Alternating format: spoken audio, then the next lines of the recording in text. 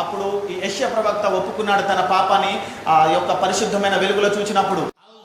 पवित्र आलोक मध्य जतने जिसे देखिले से तार भूल को तार पाप को आउ लुचेले गड़ेले किंतु से स्वीकार करला. ఆయన దేవుని యొక్క పరిశుద్ధమైన వెలుగులో తన అపవిత్రతను చూచినప్పుడు ఒప్పుకున్నాడని, కప్పుకోలేదు.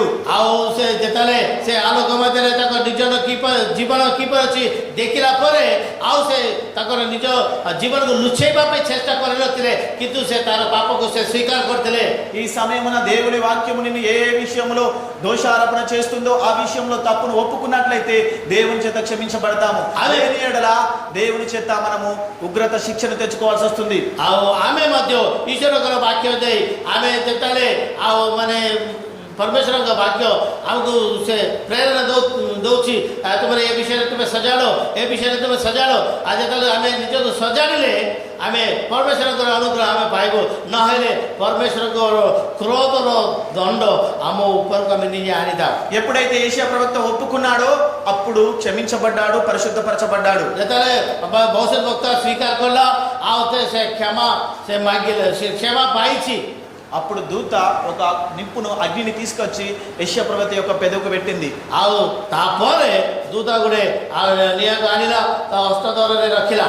అప్పుడు అతను పరిశుద్ధపరచబడ్డాడు. तापरे से पवित्र ఆయన మాట కూడా వాక్యం కూడా అగ్ని.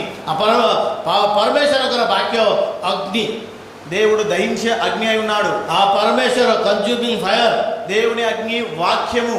परमेश्वर वाक्य अग्नि ఈ వాక్యము మనల్ని పరిశుద్ధపరుస్తుంది. आ प्रभु वाक्य आम मन को शुचि करे. దేవుని యొక్క అగ్ని యెషయా ప్రవక్తను పరిశుద్ధపరిచినది. आ प्रभु अग्नि भविष्य वक्ता जिसे को शुचि पवित्र करिछि. ఎప్పుడు పాపాన్ని ఒప్పుకున్నప్పుడు, केबे ताको पाप को स्वीकार करला परे తన అపవిత్రతలో జీవిస్తున్నానని తెలుసుకొని ఒప్పుకున్నప్పుడు దేవుని యొక్క అగ్ని పరిశుద్ధపరిచింది. से जेतले हां मु पापरे अछि मु पापरे जीवन काटुछि बोली से जानि कि ता पाप स्वीकार करला परे आ से सूची करा जायछि. ఎప్పుడైతే నువ్వు పాపాన్ని కప్పుకుంటావో అదే అగ్ని పరిశుద్ధపరచబడిన అగ్ని నిన్ను నాశనం చేస్తుంది. आ यदि हमें पाप को हमें लुचेले जो अग्नि सूची करला से अग्नि हमको दग्ध मध्य करिवो. పాపాన్ని కప్పుకున్నట్లయితే ఏ అగ్ని అయితే పరిశుద్ధపరిచిందో అదే అగ్ని నిన్ను కాలుస్తుంది. आ जो अग्नि आ से पवित्र करला से अग्नि हमको कौन करिवो. यदि हमें पाप को लुचे कि रखिले से अग्नि हमको पुड़ाई देबो. లేవ్యకాండం 10వ అధ్యాయం మొదటి వచనంలో మనం చూస్తాము. यदि लेवियो कांड 10 पर्व तारा 1 पद में देखिबु అక్కడ ఆహారణ కుమారులు ఇద్దరుంటా నాదాబు అబీహులని. आ से आहारन सत्ता नादाब अबीहु आमे देखिबु వారు దేవుని యొక్క సన్నిధి గట అన్యాగ్నిని పట్టుకొని వెళ్ళారు. आ से दी जण परमेश्वर उपस्थिति मध्य को अन्य अग्नि मिसे की से नहीं की जाइतिले. అంటే అపవిత్రంగా దేవుని యొక్క సన్నిధికి వచ్చారు. से माने अशुचि रूपे ईश्वर उपस्थिति मध्य को से माने जाई पहुंचले. దేవుడు మొదటనే వారికి సెలవిచ్చారు, లేవీయుడు పరిశుద్ధంగా జీవించి పరిశుద్ధ ఆలయము సేవ చేయాలని చెప్పి సెలవిచ్చాడు. आ सदा प्रभु परमेश्वर लेवी मान को आमे कहि सले तुम्हें पवित्र जीवन काटिबे एवं मोर पवित्र सेवा पवित्र रूपे करिवार अछि. ఆ మాటను వారు ఏ మాత్రం కూడా లెక్క చేయకుండా అపవిత్రత దేవుని యొక్క సన్నిధికి వచ్చారు. प्रभु करो मान नियम को से माने खातर न करिकी अशुचि रूपे आ से माने सदा प्रभु परमेश्वर करो आ गृह मंदिर भीतर के आसले. ఇమ్మీడియట్లీ దేవుని యొక్క అగ్ని దిగి వచ్చి వారిని నాశనం చేసేసింది. आ हठात संगे संगे सदा प्रभु परमेश्वर को आगे से माने को कौन कर दे जदी से माने को फोड़ी दे छ. ఏ అగ్ని అయితే యెషయా ప్రవక్తను పరిశుద్ధపరిచిందో అదే అగ్ని ఆహారణ కుమారుని దహించి వేసింది. जो अग्नि आ भविष्य वक्ता आ जिसे को सूची पवित्र करिछि से अग्नि आहारन संतान मान को फोड़ी दे छ. ఇక్కడ మనం తెలుసుకోవాల్సింది దేవుని సేవ చేసే వారు పరిశుద్ధంగా ఉండాలని తెలిసి. हमें कौन हमें माने शिखिबा को अछि माने जो माने सदा प्रभु परमेश्वर को सेवा कार्य करछथि से माने की परि रहबो उचित पवित्र. అందుకే దేవుని యొక్క సేవ చేసే వారు అంటున్నాడు, యెహోవా సేవోపకారం మోయిచున్న వారారా మిమ్మును మీరు పరిశుద్ధపరచుకొనుడి అన్నాడు. हमें ईश्वर करो जो माने सेवा कार्य करती से माने सूची पवित्र जीवन काटिबा उचित. దేవుని యొక్క సేవట అశ్రద్ధగా చేయవాడు శాపగ్రస్తుడట. ईश्वर कार्य को जो माने अवहेलना करिवो से माने शाप अभिशाप पाइबे. ఇక్కడ ఆహారణ కుమారులు అశ్రద్ధతో అనాలోచితంగా నిర్లక్ష్యంగా సేవ చేశారు. एनी आहारन संतान माने ईश्वर सेवा कार्य को माने मनो इच्छा जे से माने करथिले దేవుని యొక్క అగ్ని దిగి వచ్చి వారిని దహించి వేసేసింది. ସେ କାରଣ ଈଶ୍ୱର ଗୋଟାର ଅଗ୍ନି ଆସିଲା ସେମାନଙ୍କୁ ପୋଡ଼ି ଦେଇଛି. ఇప్పుడు మీరు అనుకుంటున్నారు మరి మేము కూడా ఎన్నో కథలు పడి కార్ఖానాలు పడి మేము చేస్తున్నాం, మరి ఎటువంటి ఉగ్రత మాకు రావట్లేదే అనుకుంటున్నారు. ଆମେ ମଧ୍ୟ ଆପଣ ଭାବିପାରେ ମୁଁ ତ ବହୁତ କଷ୍ଟରେ, ମୁଁ ବହୁତ ଦୁଃଖ ସହିତ ଆଉ ମୁଁ ସେବା କାର୍ଯ୍ୟ କରୁଛି, ତାହେଲେ ମୋର ପରିସ୍ଥିତି କ'ଣ ହବ? నోరు తెరిస్తే అబద్ధం, ଆମେ ପାଟି ପିଟେଇଲେ ମିଛ, పని చేస్తే స్వార్థం, ଆଉ ଯଦି କାର୍ଯ୍ୟ କଲେ ସ୍ୱାର୍ଥ ମନୋଭାବ, ఆత్మల రక్షణకరం అని చెప్పేసి వెళ్ళేసి డబ్బు డబ్బు డబ్బు వెనుక ధనాపేక్ష వెనుక పడతాను. ଆଉ ସେବା କାର୍ଯ୍ୟ ବୋଲି ମାନେ ଆତ୍ମଲାଭ ବୋଲି ଆମେ ବାହାରିବୁ, କିନ୍ତୁ ଟଙ୍କା ପଛରେ ଆମେ ଗୋଡ଼େଇବୁ.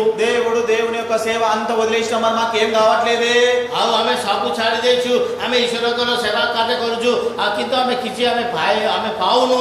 మరి ఏ అగ్ని మమ్మల్ని దహించి వేస్తలేదే ଆଉ ତ ଆମକୁ ତ କୌଣସି ଆଗ୍ନି କିଛି ମାନେ କ୍ଷତି ଆମକୁ କରୁନାହିଁ అని నువ్వు అనుకుంటున్నావు అనే ବୋଲି ଭାବିପାରେ.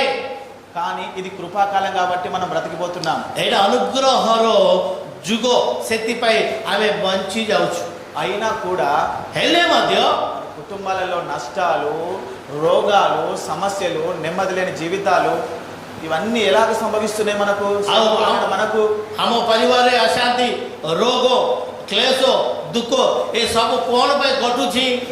ఇలాగా అపవిత్రతతో చేయడం ద్వారానే, ଆଉ ଈଶ୍ୱରଙ୍କର ସେବା କାର୍ଯ୍ୟ ଅଶୁଚି ସହିତ କରିବା ହେତୁ, అశ్రద్ధగా చేయడం ద్వారానే, ଆଉ ଅବହେଳା କରିବା ହେତୁ, దేవుని యొక్క సేవను నిర్లక్ష్యం చేయడం ద్వారానే, ଆଉ ପରମେଶ୍ୱରଙ୍କର ସେବା କାର୍ଯ୍ୟକୁ ମାନେ ଅବହେଳା କରୁଥିବା ହେତୁ ఈ రోజు ఇటువంటి స్థితిలో ఉన్న మన కుటుంబంలో కూడా ଆଜି ଆମ ପରିବାରର ସ୍ଥିତି ଏପରି ଅଛି.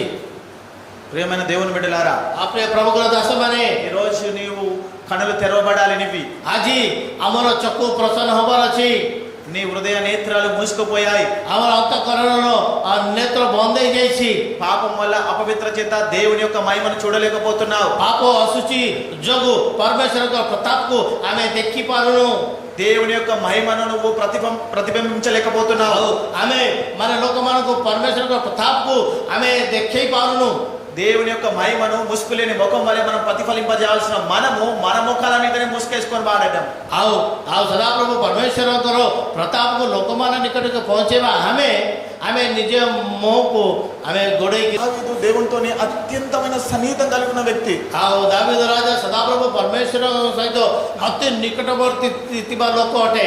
ఎప్పటికీ దేవునితో మాట్లాడే వ్యక్తి, ସର୍ବଦା ପରମେଶ୍ୱର ସହିତ କଥାବାର୍ତ୍ତା କରୁଥିବା ଲୋକ. ఆయన ఎంత విచారణ చేసినప్పుడు ప్రతి సమాధానం ఆయన దగ్గర నుంచి పొందుకునేవాడు. ସଦାପ୍ରଭୁ ପରମେଶ୍ୱର ନିକଟରେ ସେ ପ୍ରାର୍ଥନା କଲେ, ତାଙ୍କ ପ୍ରାର୍ଥନାର ଉତ୍ତର ସେ ପାଉଥିଲେ. అయ్యా నన్ను ఈ పని చేయమంటావా, నేను అక్కడికి వెళ్ళమంటావా, వారిని తెరవమంటావా, వారు నాకు దొరుకుతారా అని ఈ విధంగా ప్రతి విషయంలో దేవుని మీద ఆధారపడ్డ వ్యక్తి. ଦାବୀଦ ପ୍ରତ୍ୟେକ ବିଷୟରେ ପରମେଶ୍ୱର ଉପରେ ନିର୍ଭର କରିଥିଲେ. ମୁଁ ସେମାନଙ୍କ ପଛରେ ଗୋଡ଼େଇବି, ସେମାନଙ୍କ ସହିତ ଯୁଦ୍ଧ କରିବି, ମୁଁ ସେ ସ୍ଥାନ ଯିବି ନା ନାହିଁ ବୋଲି ଦାବୀଦ ପରମେଶ୍ୱରଙ୍କୁ ନିକଟରେ ସେ ପ୍ରାର୍ଥନା କରୁଥିଲେ. అంత సావాసం కలిగిన వ్యక్తి ଏତେ ఎప్పుడైతే తన జీవితంలో పాపానికి చోటిచ్చాడో ଆଉ ତାଙ୍କ ଜୀବନରେ ଯେତେବେଳେ ପାପ ପାଇଁ ସ୍ଥାନ ଦେଇଥିଲେ, తన హృదయ నేత్రాలు మూసుకుపోయినాయి. ଆଉ ତାଙ୍କର ହୃଦୟର ଚକ୍ଷୁ ବନ୍ଦ ହେଇଗଲା.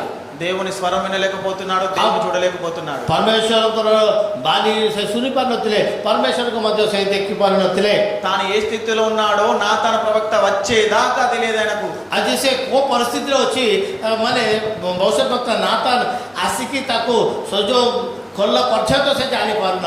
నాతాన ప్రవక్త ఎప్పుడైతే సెలవిచ్చాడో అప్పుడు దావీదు తన తప్పును సర్దిద్దుకున్నాడండి. ଯେତେବେଳେ ଭବିଷ୍ୟତ ବକ୍ତା ନାତାନ ଆଉ ଦାବୀଦକୁ କହିଲେ, ହେ ଦାବୀଦ ତୁମେ ଯୋଉ କାର୍ଯ୍ୟ କରୁଛୁ ସେଟା ଠିକ ନୁହଁ ବୋଲି ଯେତେବେଳେ ତାକୁ ଚେତାବନୀ ଦେଲେ, ଆଉ ଦାବୀଦ ଆଉ ସେ ତାଙ୍କର ଚେତାବନୀକୁ ସେ ଗ୍ରହଣ କରିଥିଲେ. యెషయా ప్రవక్త తన పాపాన్ని ఒప్పుకున్నాడు. ଆଉ ଯିଶୟ ତାକୁ ପାପକୁ ସ୍ୱୀକାର କରିଥିଲେ. పరిశుద్ధపరచబడ్డాడు, పరిచర్యకు సిద్ధపడ్డాడు. ସେ ସୂଚି କରାଯାଇଥିଲା, ତାପରେ ସେବା କାର୍ଯ୍ୟ ପାଇଁ ପ୍ରସ୍ତୁତ କରାଯାଇଥିଲେ. ఎప్పుడైతే తన పాప జీవితాన్ని అపవిత్రతను ఒప్పుకున్నాడో ଆଉ ଯେତେବେଳେ ତାଙ୍କର ପୁରାତନ ଜୀବନକୁ ସେ ସମର୍ପଣ କଲେ, అప్పుడు పరిశుద్ధపరిచి పరిచర్యకు సిద్ధపడ్డాడు. ଆଉ ସେ ସୂଚି ହେଲେ, ତାପରେ ସେବା କାର୍ଯ୍ୟ ପାଇଁ ପ୍ରସ୍ତୁତ ମଧ୍ୟ କରାଯାଇଥିଲେ.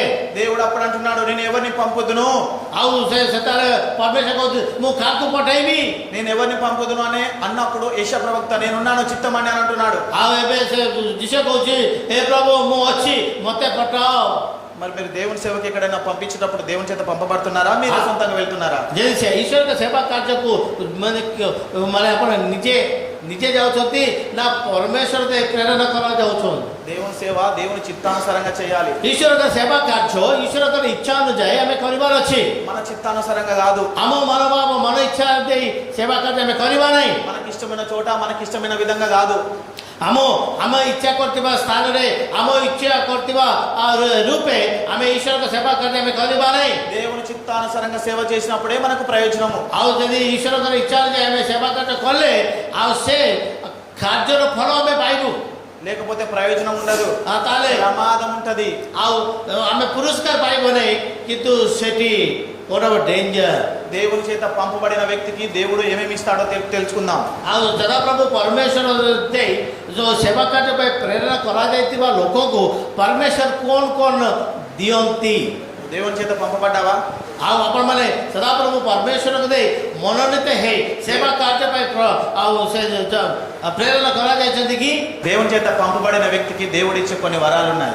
ଆଉ ସଦାପ୍ରଭୁ ପରମେଶ୍ୱର ଯେଉଁମାନଙ୍କୁ ପ୍ରେରଣା କରନ୍ତି ସେମାନଙ୍କ ପାଇଁ କେତୋଟି ଦାନ ଗୁଡ଼ାକ ଅଛି। యోహాను సువార్త 3వ అధ్యాయము 34వ వచనంలో ଜନ ସୁସମାଚାର 3 ପର୍ବ ତାର 34 ପଦ।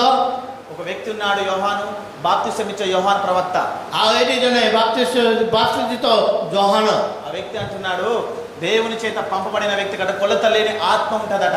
ଆଉ ସେ ଲୋକ କହୁଛନ୍ତି ଯେଉଁମାନେ ସଦାପ୍ରଭୁ ପରମେଶ୍ୱରଙ୍କୁ ଦେଇ ପ୍ରେରଣା କରାଯାଇଥିବା ସେ ଲୋକଙ୍କ ଜୀବନରେ ଆଉ ଆତ୍ମର ଆଉ ମାନେ ଅସୀମ ଆତ୍ମ ସେ ପାଇବ। నువ్వు దేవుని చేత పంపబడితే దేవుడు నీకు కొలత లేని ఆత్మనిస్తాడు। ଆଉ ଯଦି ତୁମେ ସଦାପ୍ରଭୁ ପରମେଶ୍ୱରଙ୍କୁ ଦେଇ ଯଦି ପ୍ରେରଣା କରାଯାଇଥିବ ତାହେଲେ ଅନମେଜରେବଲ ଆଉ ମାନେ ଅନଏଣ୍ଟିଂ ସ୍ପିରିଟ୍ ତୁମେ ପାଇବ।